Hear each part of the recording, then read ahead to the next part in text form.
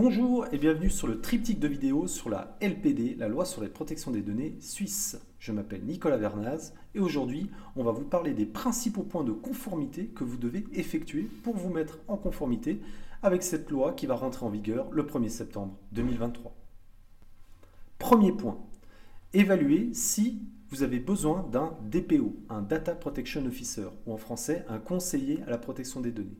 Ce n'est pas obligatoire selon la loi, mais dans certains cas, ce sera bien utile. Deuxième point, il faut tenir un registre des traitements, même si certaines exceptions existent pour les petites structures ou les structures qui ne traitent pas de données sensibles, vous devrez documenter vos traitements de données personnelles. Voilà, c'est une grosse tâche, n'attendez pas pour commencer. Numéro 3, mettez vos sites web en conformité. Qu'est-ce que ça veut dire ? Il faut mettre une politique de confidentialité. Les gens doivent savoir ce que vous faites de leurs données. Il faut mettre des disclaimers quand vous avez des formulaires de contact ou de collecte de données. Il faut mettre un bandeau de cookies car les gens doivent accepter les cookies.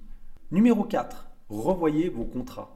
Que ce soit des contrats de sous-traitance, les contrats de vos employés, ils doivent inclure une clause de protection des données afin d'expliquer finalement ce qu'il advient des données et en gros aussi se dire que tout ce petit monde doit être en conformité avec cette nouvelle LPD.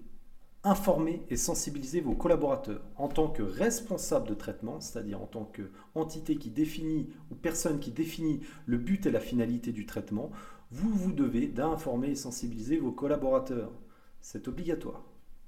Numéro 6, assurez-vous que vous respectez les principes de protection des données dès la conception et par défaut. Ça veut dire que tout nouveau projet, tout nouveau traitement de données devra inclure ces notions. Numéro 7, préparez-vous à répondre aux demandes d'individus. Les gens ont des droits, les droits d'accès, ils peuvent vous demander toutes les données que vous avez sur eux, le droit d'effacer les données, les droits d'objection. Bref, vous allez recevoir des demandes d'individus et vous devez y répondre sans plus attendre. Numéro 8, analysez les impacts des traitements de données que vous avez.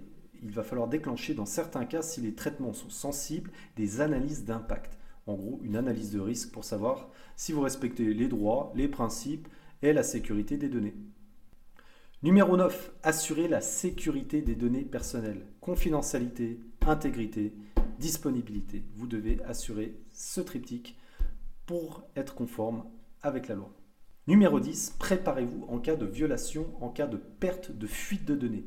Vous devrez annoncer la fuite aux autorités et peut-être même aux individus suivant les cas.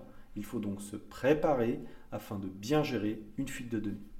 Voilà, on arrive à la fin de ces 10 recommandations. J'espère que cela vous a plu. Dans la prochaine vidéo du triptyque, nous allons traiter finalement de quel est le cycle de vie de conformité, comment vous gérez la conformité sur le long terme et surtout les risques. J'espère que vous avez apprécié cette vidéo. Un petit pouce en l'air, un petit like, un petit subscribe si vous voulez souscrire à la chaîne. Et je vous dis à tout bientôt pour la nouvelle vidéo.